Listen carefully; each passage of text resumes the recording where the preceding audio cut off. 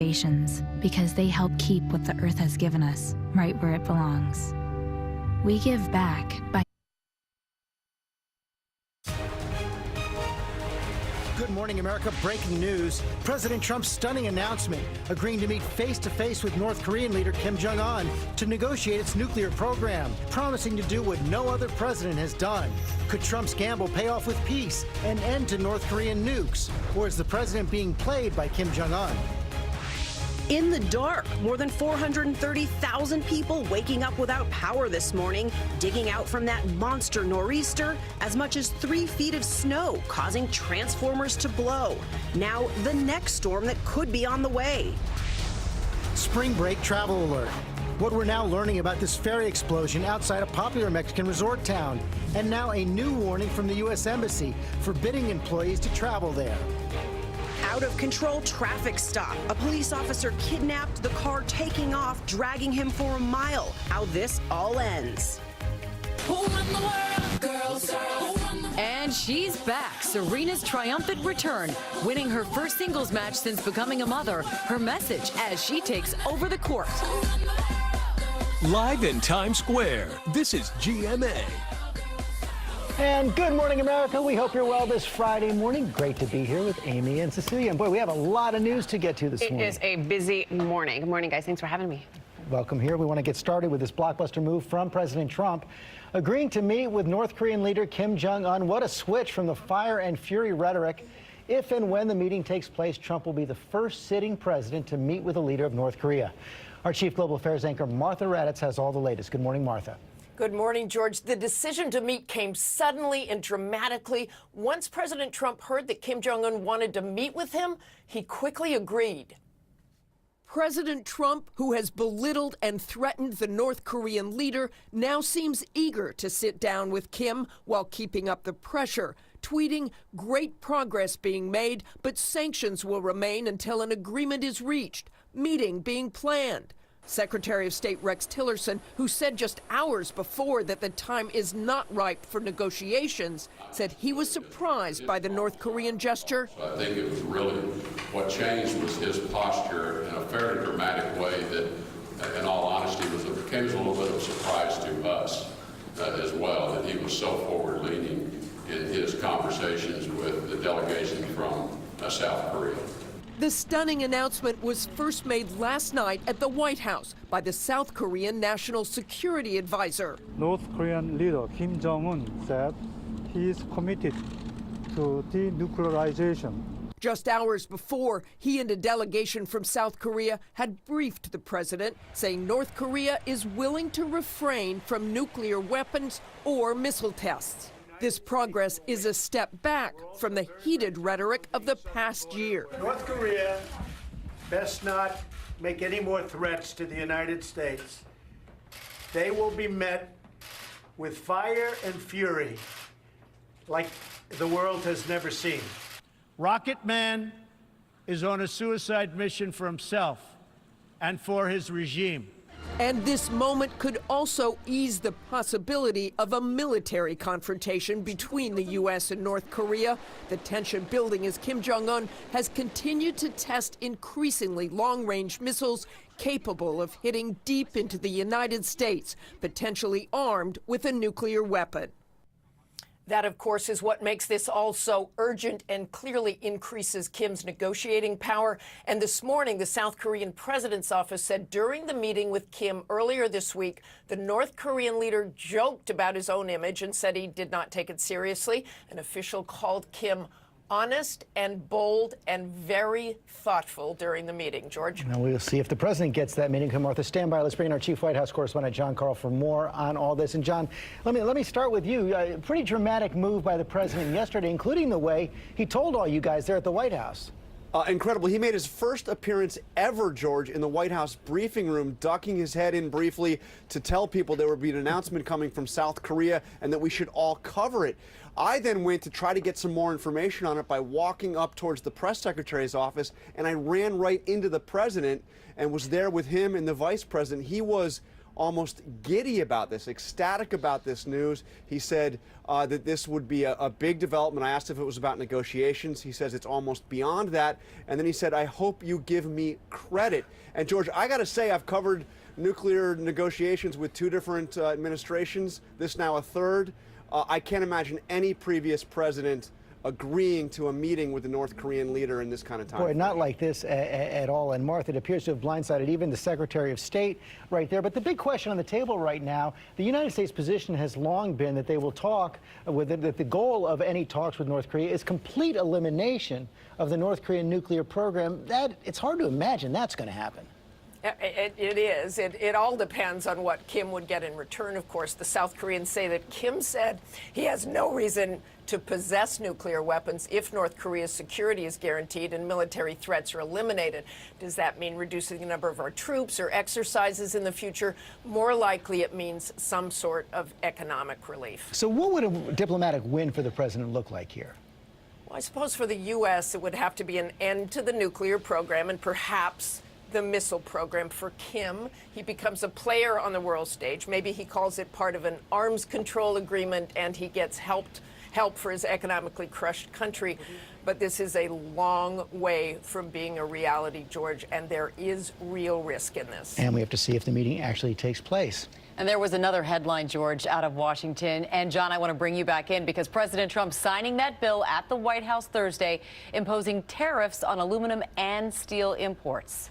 Yeah, he did this surrounded by steel workers here at the White House, hard hats in hand, 25% tax on imported steel, 10% tax on imported aluminum, although there were some carve-outs, no tax, at least for now, on steel from Mexico and Canada, and he did say there was flexibility. This has been overwhelmingly opposed by members of his own party. One example, Ben Sasse, Republican senator, said, "We're on the verge of a painful and stupid trade war, and that's bad." And Amy, this backlash is international as well, including some of our closest allies. The head of the European Central Bank put it this way: if you put tariffs on your allies, one wonders who your enemies are.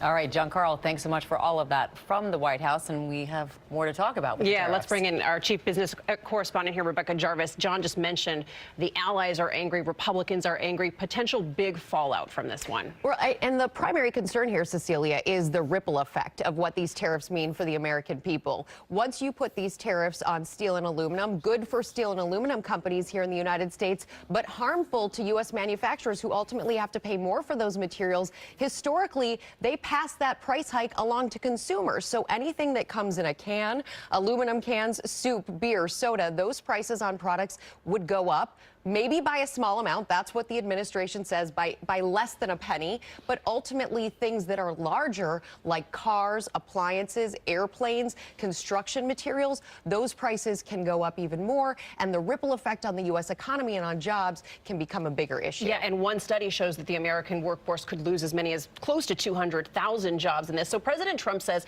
trade wars are good, they're easy to win.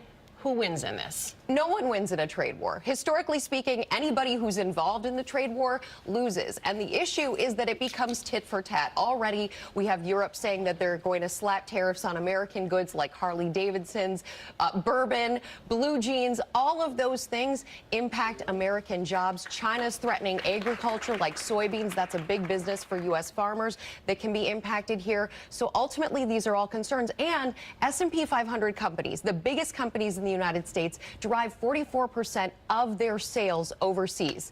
All of that's in jeopardy. This is really an important one to watch. Okay, Rebecca, We'll see how those negotiations unfold in the next couple of weeks. Meantime, a lot going on in Washington, including the Russia investigation. Grand jury meeting today after new developments involving 2 of Trump's campaign chairmen, Paul Manafort and Corey Lewandowski. Our Chief Justice Correspondent Pierre Thomas is tracking all the latest. Good morning, Pierre. George, good morning. This week, a parade of Trump campaign advisors has been under intense scrutiny. And in just a few hours, the one who made the biggest splash of the week will be back in the news under serious circumstances, expected to appear before the special counsel's grand jury. Paul Manafort, former Trump campaign chairman, back in court Thursday, pleading not guilty to recently filed tax and bank fraud charges. And only a few miles away, the man he replaced in the campaign, Corey Lewandowski, was on Capitol Hill getting grilled by congressional investigators. Were you able to answer all the questions? I answered every relevant question you could imagine.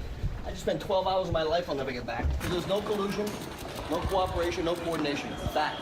Democrats frustrated, saying Lewandowski refused to answer questions about that Trump Tower meeting with the Russians, former FBI Director Comey's firing, and Trump's alleged contemplation of firing Bob Mueller. Witnesses don't get to pick and choose when it comes to very relevant testimony to our investigation. And in a few hours, Sam Nunberg back in the spotlight, the former Trump political advisor that made those headlines earlier this week about the president. I think that he may have done something during the election, but I don't know that for sure. Why do you think that?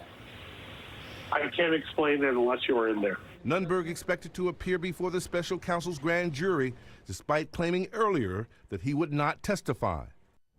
So will he or won't he? He told ABC News yesterday that he's coming to the grand jury today. George Nunberg said he had already bought his ticket for the trip, so we'll see in a little while if he actually appears. We will be outside the courtroom. Okay, Pierre, thanks very much. Amy? George, will now to those new concerns about another nor'easter as the East Coast tries to recover from the latest deadly storm that brought nearly 3 feet of snow to some areas and knocked out power for nearly 1 million customers. ABC's Eva Pilgrim is in Norwood, Massachusetts with the latest on all of that. Good morning, Eva. Good morning, Amy. Those line crews, they have been busy. They are hard at work trying to get power back on for thousands, many here in Massachusetts who haven't had power in a week. This morning, about 500,000 people waking up in the dark across the Northeast. Do you have power at your house? Not a bit. In Massachusetts, a woman working to clear out the snow on her property seriously injured after a tree collapsed on her. We were able to find her underneath the branches, the snowblower still going. In Franklin Lakes, New Jersey, authorities say a man in this car was killed after he drove around a barricade and onto live wires. The car bursting into flames. In Southborough, Massachusetts, a tangled mess of downed trees and power lines across the region, leaving more than 150,000 without power, many going without it since last Friday's nor'easter. Transformer after transformer blowing in New Hampshire. Officials there forced to close a stretch of I-95 after a power pole snapped.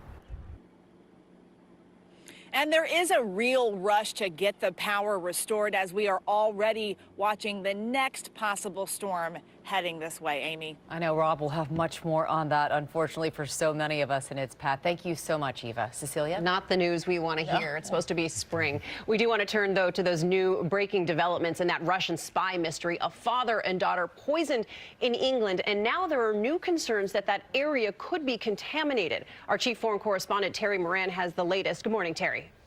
Good morning, Cecilia. This is a stunning and worrying development in this investigation. This morning, the announcement from the Royal Marines. Beginning today, it's a military operation to clean up and secure sites in the town of Salisbury, which may have been contaminated by the nerve toxin used in the attempted assassination of former Russian spy Sergei Skripal and his daughter last Sunday. 180 soldiers, 18 vehicles with chemical warfare gear will be deployed to Salisbury to help ensure public safety and remove vehicles and objects possibly contaminated. There's also news that now 21 people have been treated for possible exposure to the toxin following the attack.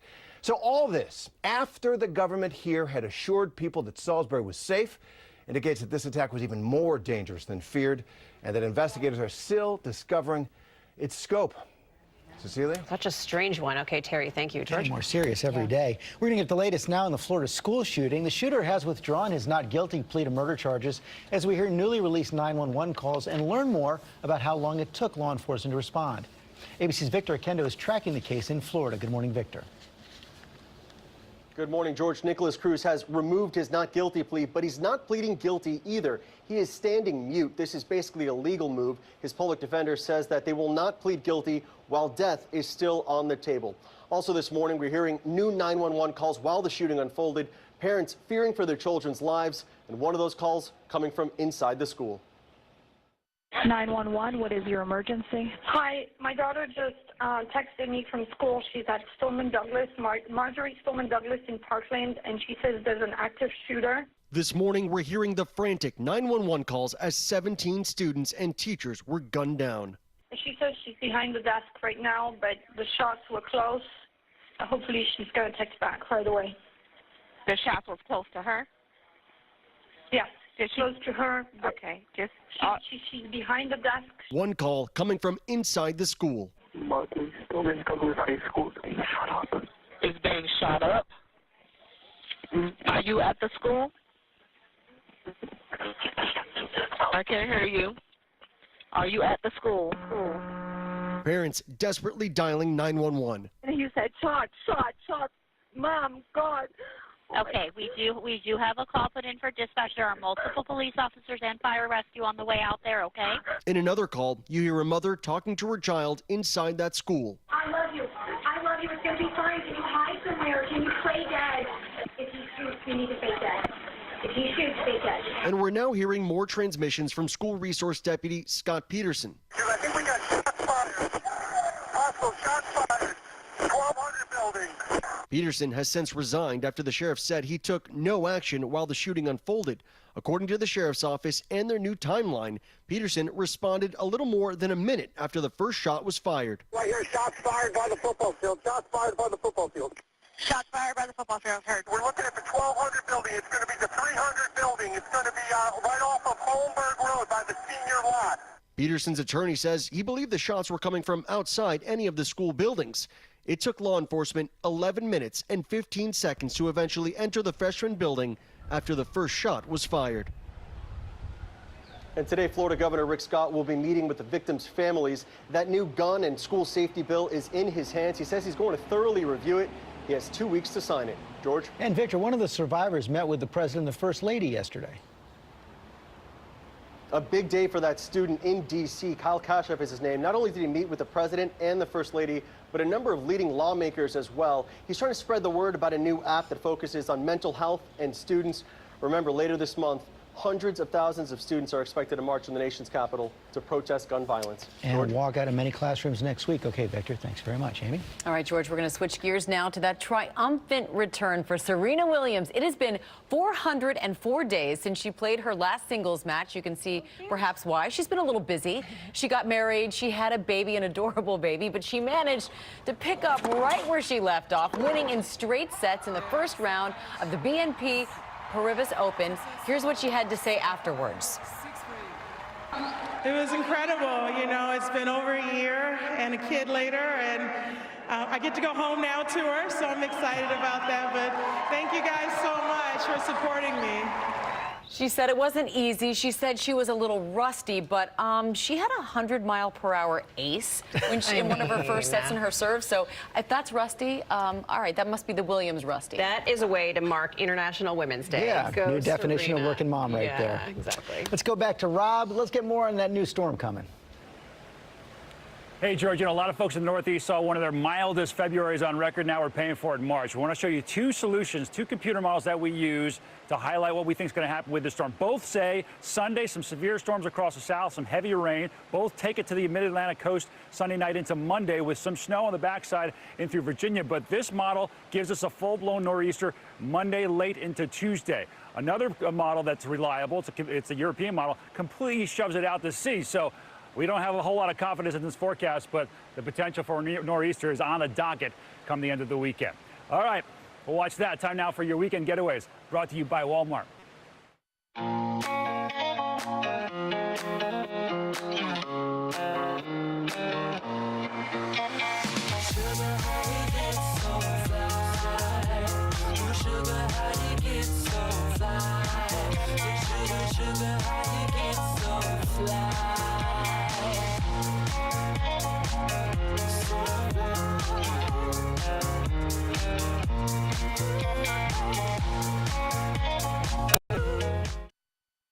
Well, grab the sunglasses today and a nice warm coat. It's going to feel like January instead of early March. Breezy conditions with temperatures topping out in the mid-40s for your afternoon. Tonight, not bad either as we continue to clear out. But the weekend on Sunday still tracking the potential of a storm system grazing us just to our south with a little bit of light snow and rain that could impact us for the early Monday morning rush. So be sure to check back with Storm Watch 7 all weekend long. Right now, 46 on Monday.